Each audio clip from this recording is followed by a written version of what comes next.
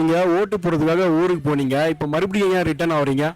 பஸ்ஸே இல்லை ப்ரோ, ஒரு பஸ்ஸு கூட இல்லை. எந்த ஊர் நீங்கள்? நான் தஞ்சாவூர் மாவட்டம் பட்டுக்கோட்டை.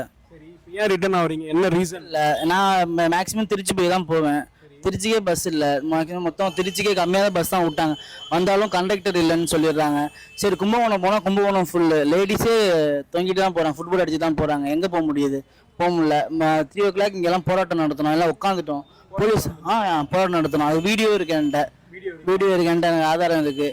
ஆனால் போலீஸ் என்ன பண்ணால் எங்கள் மேலே கை வச்சு தள்ளி விட்றாங்க, லத்தி சார்ஜ் எடுத்தாங்க. அதுக்கு ஏன் பண்ணாங்கன்னு தெரில. பார்த்தா பஸ் இருக்குங்க, உள்ளே போனால் பஸ்ஸே இல்லை, கண்டக்டரே இல்லை எந்த பஸ்லேயுமே.